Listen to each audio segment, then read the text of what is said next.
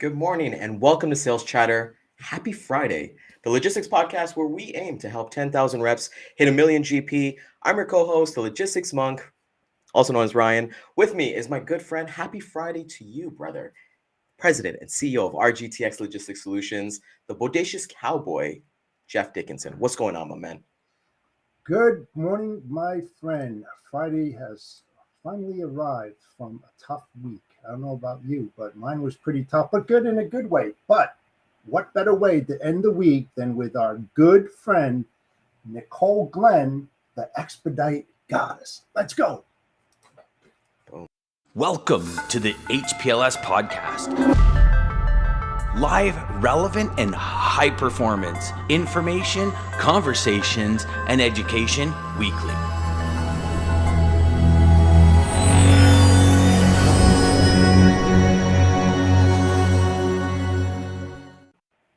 Gotta love that name. We got the nickname Fridays going on. We got the comments popping this morning. So, I think both of us, I know for myself, we have our own individual connection of how we got to know Nicole. I known her through Dan, but just seeing how she's basically done business, how she operates herself.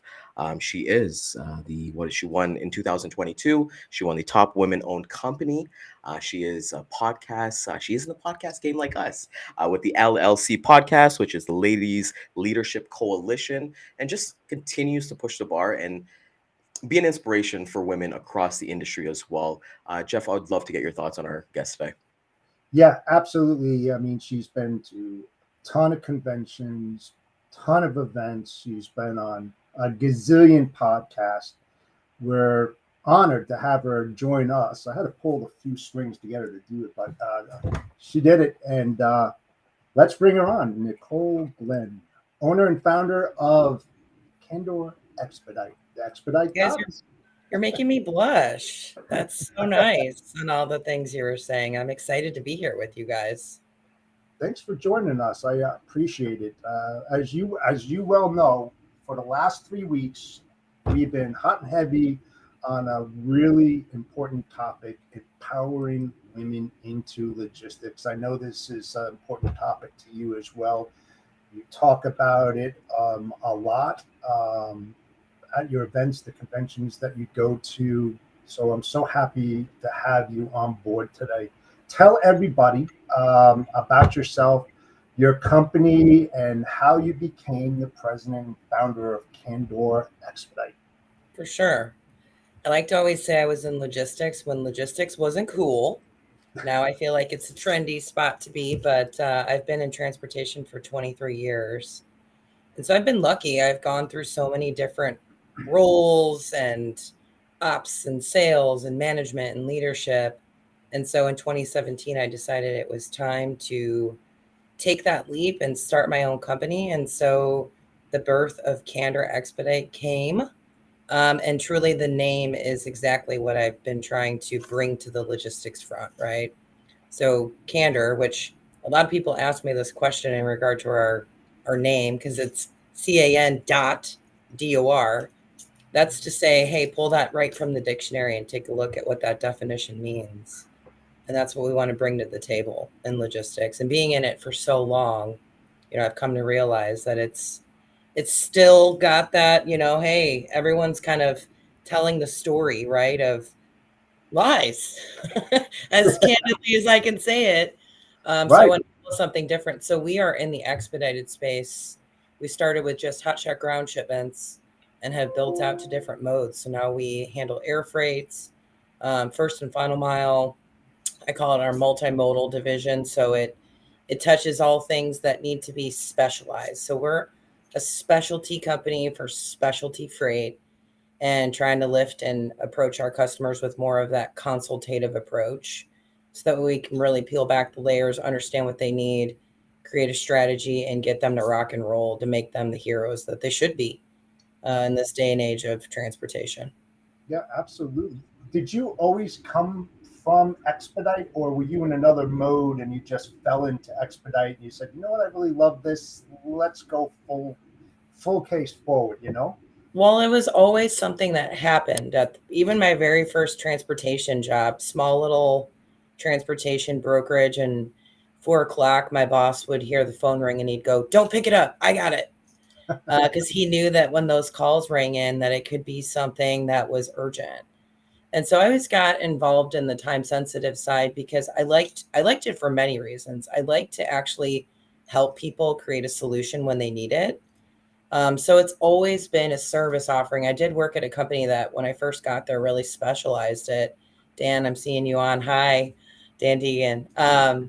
So first and foremost, I've always had it in the background. And when I started the company, I went, you know what, this is a great segment. This is the most chaotic, crazy spot of it. And I love it. So I'm going to roll with that spot and really try to build that out. And it's a great place for me. I do love chaos to turn it controlled. It's like, I don't know what I do. I don't just take anything lightly. I jump full in, right? Can't just have one kid. I got to go two. I got to have twins. I got to do all the things that make your head spin. So, Right. Logistics. It's not a job, it's an adventure. And every day we go on safari hunting for one thing or another because we're always getting blindsided. We know what yesterday brought. We don't know what tomorrow is going to bring, but we sure know what's happening today, probably minute by minute, because you never know when you're going to get hit with something. It's how fast you respond to requests that makes you who you are. And that's the huge differentiator, right? it is, and it's coming through all the way through when things go off course or, when something is wrong for someone else, it's coming through with that solution and following it all the way through, keeping people in the loop of what's going on. And so that communication, a lot of people say it, but we really live by it.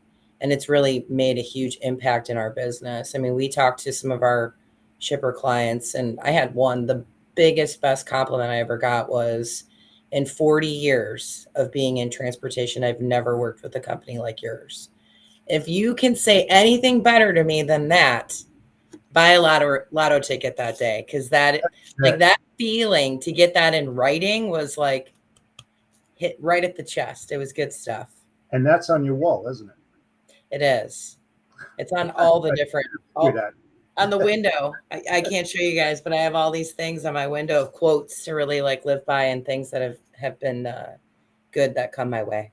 And that pretty much creates the culture in your company as well, because that credibility, that standard, that value that you bring to your customers day in and day out, that speaks volumes for your company, your employees, as well as your customers, and you prove it day in and day out. We do, and we focus on that even with hiring people. We go through our core values. We integrate that into everything that we're doing because it starts at the real fabric of your company and you weave all of those things in. And so we're very intentional, even with people we bring aboard. We want to make sure that they're living by that as well. Yeah, let's get into women-owned business. I hate this saying, minority owned. It Right. doesn't sound too good. That really doesn't, because why can't it be a majority? I mean, wouldn't you like to hear that women in majority owned company instead of minority? It's such like a downplay. I don't believe in it. I don't like that saying, but tell the audience out there the obstacles and challenges, barriers that you had to go through to get to where you're at. And the reason why I ask this is that there's a lot of new women coming into the business that are still wet behind the ears. We all know that logistics is very, very challenging. And what I'm trying to do is to help them to understand, the best outcome that they can expect if they put in that hard work like you did to get to where you're at. Sure. Well, I think we're going to start seeing that women owned and minority owned is on the rise. And I think it's from things like this, right? It's from talking about it. It's from inviting people in this space and showing them that there's an opportunity for everybody. Even though this industry has been really male dominated, it is transforming. And I've seen that in the past 23 years. I've seen more people step in the space. And that's one of the things that I'm trying to be a change agent on, even with making a podcast, right? Going to colleges and talking to students and understanding what's happening with degrees in supply chain. When I was in college, there was no such thing as a supply chain degree. And so that's why even why I say I was in freight when freight wasn't cool. it's starting to really get out there that this is a great industry for all. It's Yeah. still, there's still people in it though that hold this mindset. And I do have a story to share that actually happened yesterday. Yes, Um, please.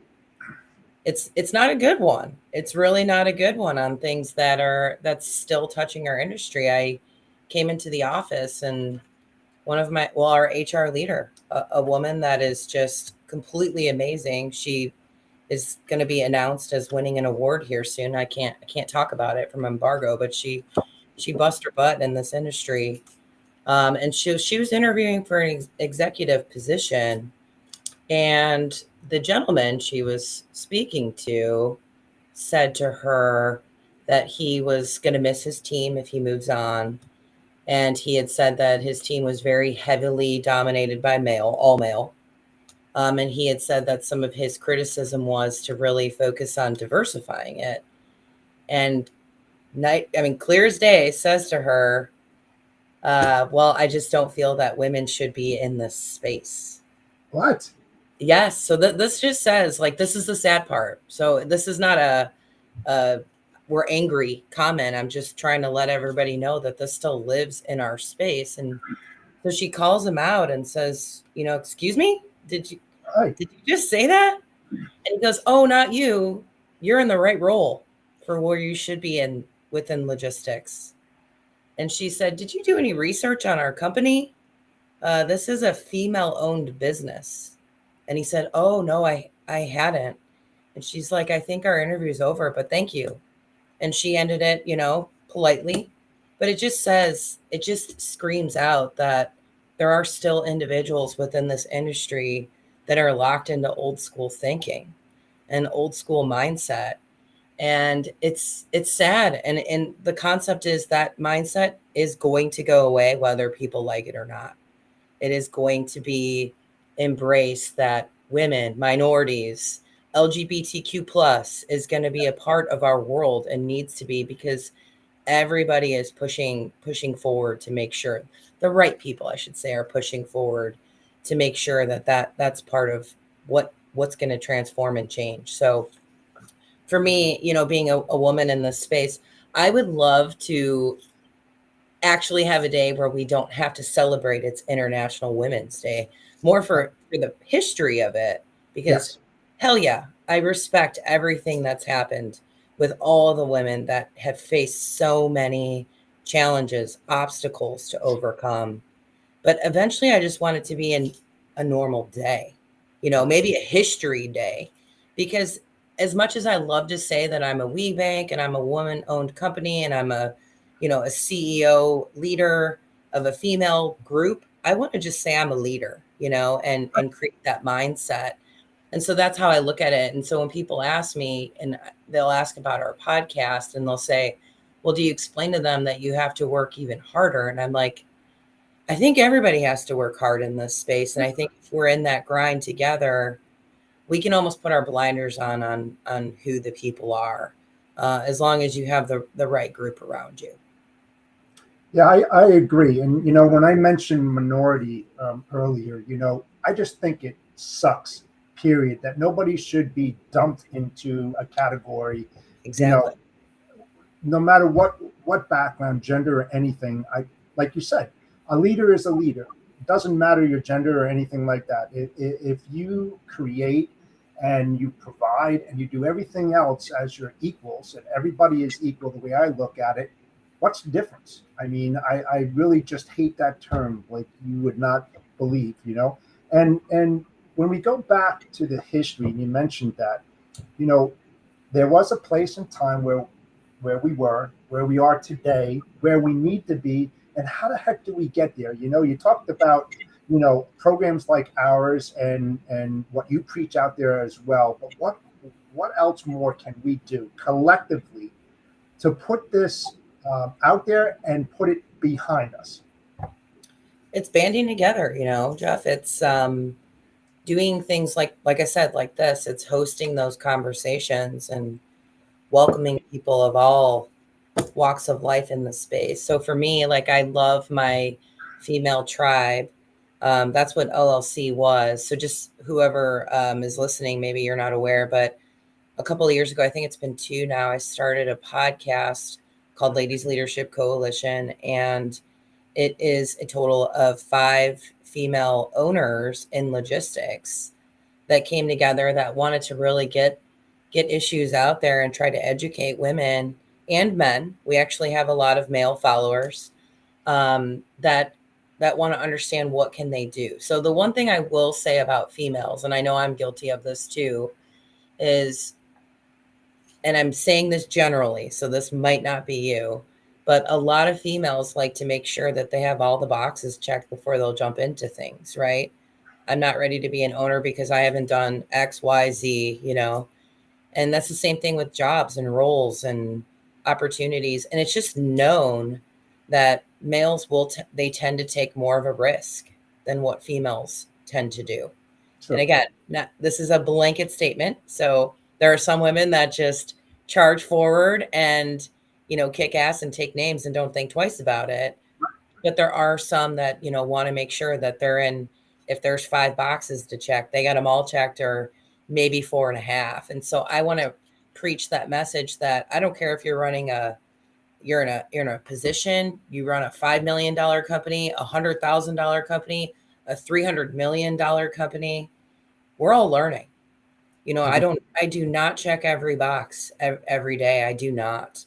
I'm sorry to say it, but you guys don't either. It's one of those things that these types of conversations will help us continually grow and keep propelling ourselves into those next spots. So I hope that what we're doing is educating women and men and everybody to take those next stops, or those next jumps before maybe they're even mentally ready. So that way they can continually learn and propel themselves forward.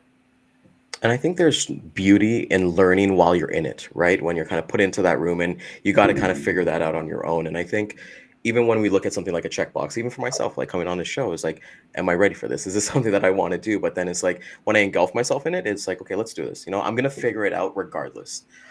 One of the biggest things that I was paying attention to you, Nicole, was that when it comes back to Candor Expedite, is that one of the things that you guys do is try to be like a ninja button for your customers. Being Ooh, that kind of, yeah, you took that out. I'm giving you uh, kudos. That's oh my yeah, well, I do. I'm Mr. Research over here. We got to make sure our guests they're being researched and taken care of. And I want to get into the circle a little bit after. But with that being said, when it comes to being a ninja button for your customer, can you explain to the audience what that means in terms of being a niche service at what you do at Candor Expedite? Sure.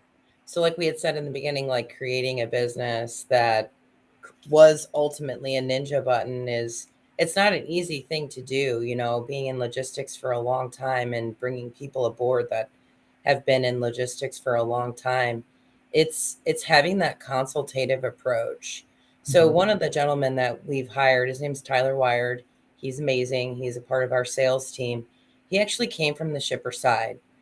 He was a shipper, I think, for 10 or 12 years. I always get those dates mixed up. But what he had said too is, like, to me, even when he was my client and we were talking about him coming aboard, shippers, that is 1/10 of their day is where we step in as logistics providers. They have to worry about production. They have to worry about their customer. They have to worry about customer service. They have to worry about even having the right people in the building to drive a forklift. It is not just sitting around all day taking that phone call like, hey, yeah, I want to talk to you about procuring you to be as a service provider. It's such a small spot, right? So they have all these moving parts happening. They have customer service calling them, hey, did you get this shipment out? My customer's asking. The sales person that sold that product is asking on where that is. The customer service on the other end needs to make sure that that's there. The purchasing team potentially that might need that product for whatever it is that's going into the next. It's this whole chain of people beside your company. It's like you're one little widget in the whole process of the supply chain. And so by doing that, it's to create something that's easy. So that way people can move on to the next thing. I mean, I've seen it and we've had it to where one shipment can end up taking up an entire person's day. Yeah. There's so many phone calls. I don't care what type of technology is out there. We all still play the game of telephone. And so when I wanted to create this, I'm like, hey, let's create that circle, and that we'll talk on the circle. Let's create that circle that closes all of those loops and is continuous so people can move on with those days. It's like my old boss who was waiting for that phone call at 4 p.m. He saw dollar signs. I literally see that as someone wants to get home to their kids. Someone wants to go to that baseball game. Someone does not want to be tracking a shipment over a weekend or have to worry about that at 3 o'clock in the morning. Like, hey, did that actually get on site for whatever food manufacturer is going to need that? So that's the concept of creating the Ninja button, listening to the customer, understanding what they have going on, teaching them. Because like I said, it's only 1/10. They don't live in our space. They don't see all the things that even we go through to provide those solutions. And so having that and presenting that and walking that through full circle is what makes that Ninja button. So that way they can deal with what they're really good at besides just that one holy cow hair on fire type of shipment. Yeah. And when you look at that, you just make you provide value to that shipper, knowing that the fact that, hey, they've sent you something and they know that you're going to handle it and take care of it, knowing that, hey, you're not going to get that call at 4 p.m. saying, hey, we can't pick up today. One thing that I feel like a lot of freight brokers or salespeople in our industry can learn from your company is that in my research, what I was looking at is that Candor is a truck in hand company. We You're a are. company that doesn't believe in, hey, yeah, I can cover at this, and then you start searching for the market or some things like that. You got truck in hand, you got solutions, and when you balance that with perfect communication, being able to say, hey, this is where we're going to come into, and that kind of segues into the circle a little bit. Can you explain what you guys are kind of working on to basically make that Ninja button even bigger?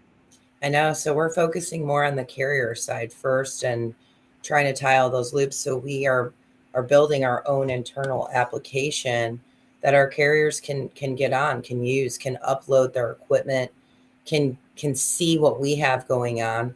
That way we can also present to our clients like, hey, we have this open capacity in certain markets. I know it's a soft market right now, but everything is seasonal and cyclical, and transportation being in this for so long, and you hear this terminology of bloodbath. It's not. To me, it's normalizing. And I think this is something that we'll be seeing as an uptick again in Q3. But with that is how do you create all of those connections? How do you really show and align with your partners to get them the opportunities that they need? The expedited space is not this gigantic, you know, mega fleets there are some companies like Load One, great company. They've built a great fleet, owner operator fleet. There's some other ones out there, but majority of these companies are small. They have maybe themselves driving a Sprinter van or a straight truck, or they might have 3 or 4 guys. And it's like, how do you build out your freight network with that in those smaller companies? So we work majority with smaller companies to give them those opportunities. So we want to take those trucks and give them what they need to keep that truck moving, and then continually build that out to our customer side. So that way they can see scorecarding on us, how things are going, go in there, take a look at shipments, upload things. Just again, taking all of these channels of communication. We communicate with some of our customers on Microsoft Teams, on chat. So it's like, how can we have one central place that people can go to and they get the same experience instead of, hey, I Slack this provider, I get on Teams with this provider, I have to send a TMS potential spot bid to this provider. I mean, how many different platforms are people on? And so I wanted to tie everything together for our company, our carriers, and our customers in one spot. So that way it's just seamless on where you are in that process and who you are with our company to make all of these things possible. Yeah, I love what you said before about that 1/10 out of 10 things that logistics managers do, and I'm so glad that you mentioned that because a lot of brokers out there, people what you do, fail to work from the inside out, and how important that it is rather than working from the outside in, because that's when the true rubber hits the road. That's where the problems exist. That's where you can help out greatly and add so much more value than just the price or capacity that's out there. Tell the folks out there why that is so important, your approach about learning customers, their problems, their issues, what I call the hidden bank opportunities that you get to uncover to help them more than they would get help from other service providers out there. Sure. I mean, it's really being in the operational seat. And I'll say this anytime, night and day, the best people are really operational people in the sales side of things because they understand really how the mechanics work within at least the logistics side of things. So, in my perspective, I've been in the sales seat for a long time. I think I started truly in 2008 on the sales side of things. And so to understand and be in ops alongside of sales for that long, I've talked to thousands of people in transportation. I've talked to hundreds of shippers to uncover and understand what other ones are going through. And so it gives me that understanding that I can bring those same questions from listening to maybe even just cues that they're saying to really uncover that those hidden gems within their supply chain where they can save money or change up and create a strategy. And that's one of the things we did just recently, create an article, which I would love for you guys to take a look at if you're interested in the expedited space and that strategy, is a report that's called Dirty Little Secret, because expedite is considered to be the dirty little secret of our industry. And what I mean by that is we tried to do as much research as we could in our sector of transportation. We went to all the main publications to say what type of research do you guys have and data do you have on the expedited side? They had nothing. They had nothing that they could pull in that side, right? That sector of transportation. You want to talk about truckload or LTL? I mean, all day, right? You can get information, but with expedite, it's different. There's not a lot. There's companies still paying credit card payments upon pickup and delivery. From the shipper perspective, there's still that facade that expedite was a mistake and that's why it's happening. And that's not necessarily true all the time. It's creating that strategy around it that it can actually open up more doors from you. I can't tell you how many large shippers, I still talk to that are moving 1, 3, 5 skids in a tractor trailer because LTL will take too long. Yep. And it's easy just to bump it through the routing guide. And so we talk about this often to where I can ask that question and I uncover those types of things still happening within supply chain. And it's like there are tailored options. There's tailored equipment to the size of a shipment that we can use and reduce your carbon footprint, which is something that our whole industry does need to focus on.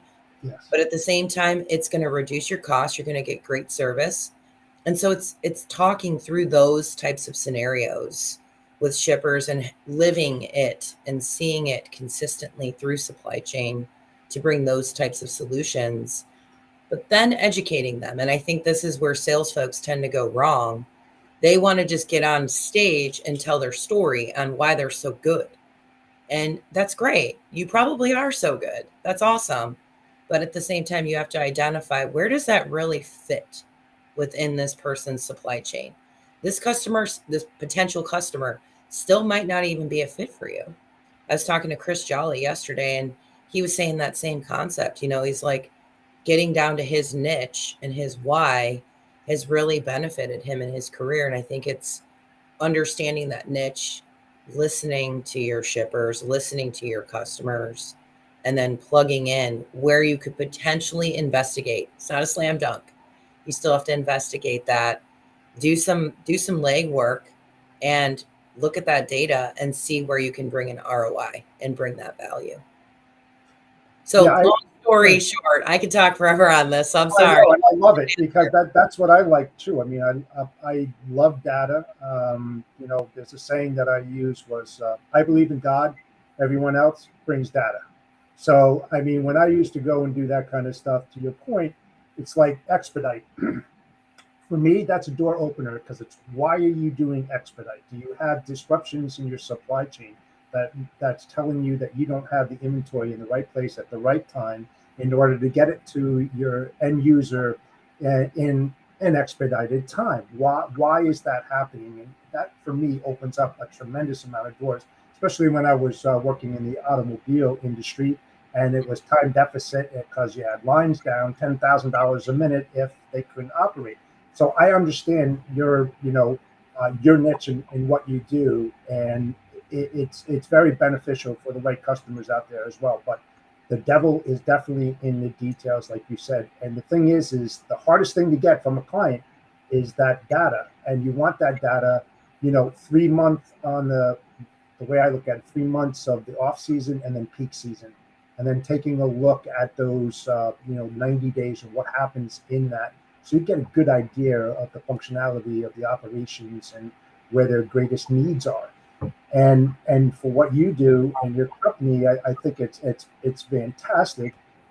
Uh, Real short, how can what can you tell the women out there how to get into your type of business and find that value, find that niche, and know what they really like? I know it takes a little bit of time, but Yep. how do you find that? How do you get there? Well, it's really sitting down and thinking that through. If you're already in logistics and you want to start a business in a space, pick a spot that excites you. If you're passionate about LTL, awesome. And then start building out your network. That is the one thing that I'm saying over and over again is that network is going to really help you decide and understand what's good for you, and mentors, put yourself out there. That's where I've seen my significant growth is I was always working in the business, not on the business. And then I started working on the business and developing my network and developing my mentors. And that's where this big leap went for me. I got to listen and take different perspectives from people and apply what's best for me, my business, my employees, my customers. And that's what I suggest to you. And if there's anything I can ever do to help anybody really, but ladies that you're trying to do this, like, do not hesitate to reach out to me.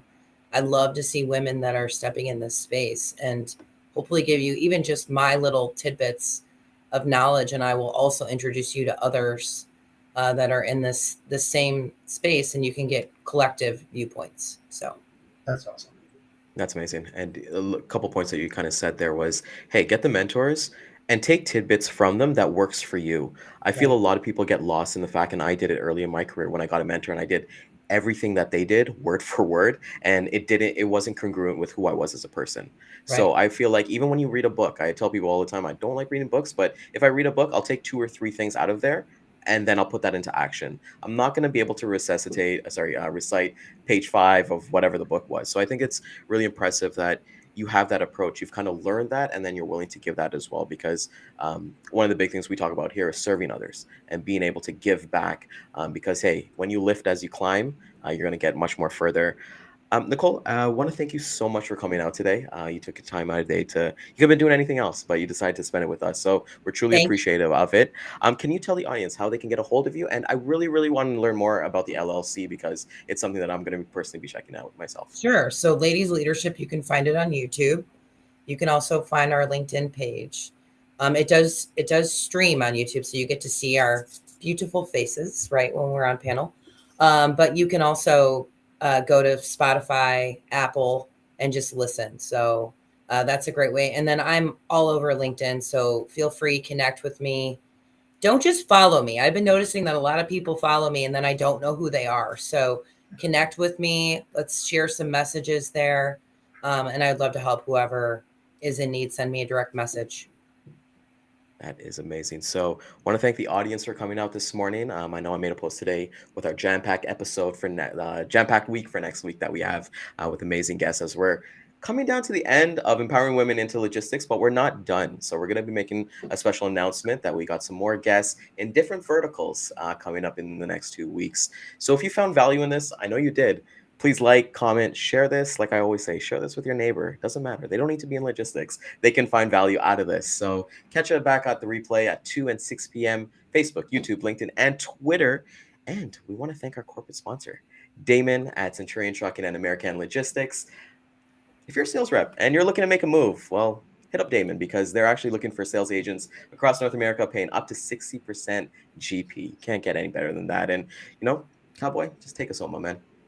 Yeah, absolutely. Thank you so much again, Nicole, for joining us. We appreciated everything that you had to say. Very insightful.